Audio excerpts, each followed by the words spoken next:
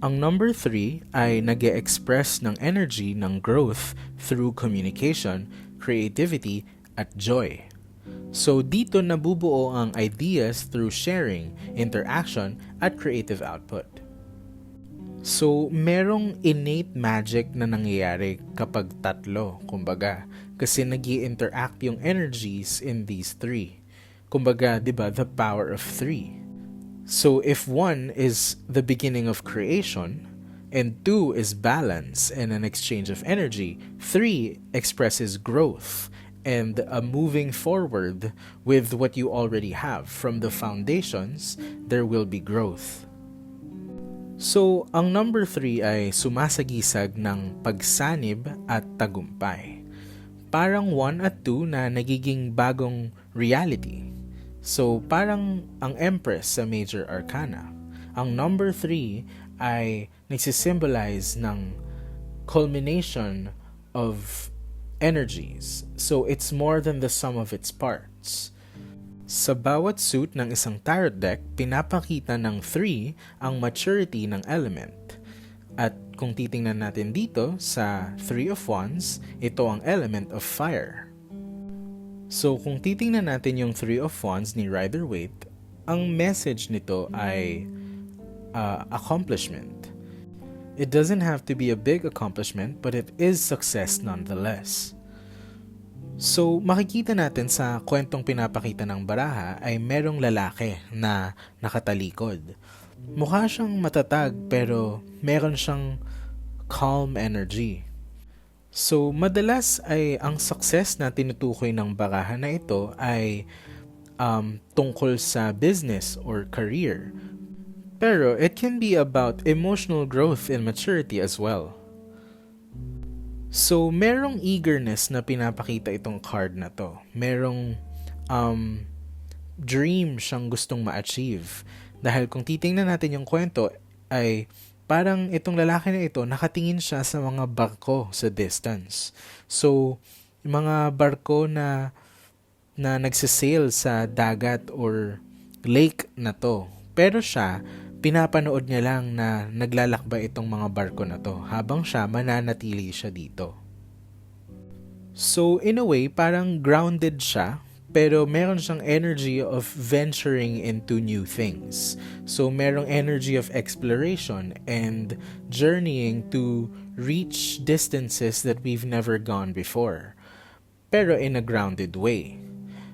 Alternatively, pwede din naman nating isipin na itong mga barko na ito ay pauwi na sila galing sa isang mahabang journey tapos dala-dala na nila yung mga fruits of their adventures at yung mga wisdom na nakuha nila on the way. So again, ang message na pinapakita ng 3 of Wands ay something about success pero remaining grounded. Sa ilang reading, kapag lumabas ang 3 of Wands, ito rin ang baraha na nagpapakita ng pananatili sa existing relationship pero curious sa change, 'di ba? So, sa friendship man or sa isang romantic relationship, ang ibig sabihin minsan ng 3 of Wands kapag nagpakita siya is grounded ka or you are staying in your current relationship pero somehow you're dreaming of something more. Parang naka-curious ka na gusto mong mag-explore at mag-venture outside, 'di ba? What else is out there? Pero grounded ka sa relationship mo ngayon, pero parang 'di ba? Parang kumakatok yung sense of adventure na you want something more somehow. Kaya naghahanap ka ng patutunguhan outside of what you already have. So, merong yearning na nangyayari sa atin. Pero, ang 3 of Wands actually, merong mga situation na nagkakaroon ito ng special meanings. Para sa mga taong hindi maka-move on, pwede itong mga hulugan na pagiging at peace sa memories. Parang mga barkong dumadaan sa ilog at papunta sa dagat, itong mga barko na ito. So, for people na unable to move on, this card is telling us to be at peace with our memories, na parang be thankful that all of it happened and reminisce the adventure, kumbaga, but stay grounded where we are. It doesn't mean na we're missing out or we have to be sad na it's over, na talagang we can't move on tapos ayaw nating bitawan yung past. But it means na it's okay to let it go and cherish the memories. Kaya this means na whether in a relationship, a friendship or a romantic relationship, or even just na hindi tayo maka-move on from something, it says na ultimately kapag naka-upright ang Three of Wands, yearning isn't a bad thing. Kasi the sunset here, kaya 'di ba, sunset yung pinapakita ng kwento, it's a symbol of contentment. So parang yung emotional meaning ng barahan na ito is enveloped with a warm golden light na it symbolizes parang an end of something, but we can yearn for it. Parang we are in a situation pero somehow we're yearning for something from the past, something na tapos na or something outside, hindi tayo maka-move on. That's okay. That doesn't mean that we have to leave because yearning isn't a bad thing. Ang Three of Wands din ang gate card sa Suit of Wands. Dahil action-based ang suit na ito, konti lang silang mga cards na ganitong ibig sabihin, kumbaga. So metaphysically, ang dagat dito sa kwento ay symbol ng malawak at mahiwagang universe. Habang ang ilog or yung dagat dito ay simbolo ng ego na natutunaw sa kabuuan ng karanasan. Tapos yung barko ay parte natin na gustong mag-explore. Parang yung lalaki sa card ay paalala na kailangan pa ring nakaapak sa realidad bago sumabak sa spiritual journey. So ultimately, it's saying na yun nga, yearning isn't bad, but we have to ground ourselves where we are. So merong sense of contentment na we are on land right now kahit na gusto nating mag-adventure out in the open sea to see what's out there. So merong yearning for something else, something greater. Pero we are already grounded, we are here, and that's okay. Now, it's important to remember actually na itong yearning na ito and this parang sense of movement na binibigay ng Three of Wands doesn't have to be external. Again, it's a card that tells us to be grounded. So it doesn't have to be external. Actually, pwedeng merong self-reflection na pinapakita sa atin tong barahan na ito. Na itong yearning na to, pwede nating i-direct inward. So, we can explore ourselves. 'Di ba? Ang water is a symbol of emotions, of spirituality. So, we can actually set sail or explore ourselves, our inner worlds, to find more about who we are and to gain more insight about what we want out of life. So, kung i-compare natin si Rider-Waite sa 88 Miracles Tarot, halos parehas lang naman yung pinapakita nilang kwento. 'Di ba? Merong yearning na pinapakita itong story na ito dahil itong lalaki na ito, meron siyang 3 wands na kasama pero yung attention niya far away in the distance. Pero, yun nga, grounded siya. Wala talaga siyang desire to leave his situation. Parang ina-appreciate niya lang yung view, 'di ba?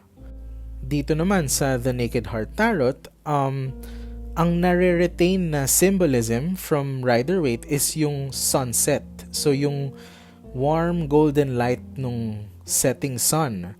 Pero the rest parang na-breakdown niya na yung story into bare symbolism. Kaya meron lang tayong 3 wands tapos may sunset. So maganda na alam talaga natin yung ibig sabihin ng card na ito, grounded. And also, it shows the emotional maturity of the fire sign. Ngayon, kapag nakabaliktad naman ang Three of Wands, pwedeng ang ibig sabihin nito ay pagkabigo sa isang project or emotional journey dahil sa isang storm or bagyo or unforeseen circumstances. So, in reverse, kapag nagpakita ang Three of Wands, pwedeng it's telling you na things didn't work out because something bad happened. Parang something unforeseen caused chaos in your life. Essentially, it's saying na natanggal yung foundations ng pagiging grounded mo. So if upright ang sinasabi ng Three of Wands ay grounded ka and meron kang sense of contentment despite the yearning, in reverse, ang sinasabi niya is nawala yung footing mo, naging unsteady or unsure ka sa mga bagay-bagay because of some storm or bagyo sa buhay mo. Pwede rin naman na ang ibig sabihin nito ay pagbabalik sa connections matapos ang panahon na pag-iisa. So, after a while of being alone, a reverse Three of Wands can be saying na you can seek out your connections and meet people, diba? Go back to being social. That's because yung upright image kasi merong isolation habang, diba, nakatanaw siya sa mundo outside. Parang hindi siya participant of the world out there. So in reverse, ang sinasabi nito is yung advice ng baraha ay makisalamuha ka na ulit. Parang rejoin the world, wag ka lang passive observer. You can participate in society once again. You don't have to be alone. And minsan, sign ito, ang Three of Wands, ng worry or concern dahil sa mga lumang memories. So, minsan, ang sinasabi ng reverse Three of Wands is parang hinahaunt ka ng old memories mo na merong mga things in your past na bumabalik. Kaya meron kang self-reflection na it can also cause a storm inside us, diba? Kapag merong mga old traumas or old hurts and pains na or mga sugat na bigla na lang bumubukas ulit in the present. So, pwedeng ito ang sign, ang Three of Wands. Sinasabi niya na merong old memories na nanunumbalik kaya nababahala ka. Yun ang ibig sabihin ng reversed Three of Wands. Hanggang sa muli, please like and subscribe para makita niyo mga videos namin tungkol sa fortune telling.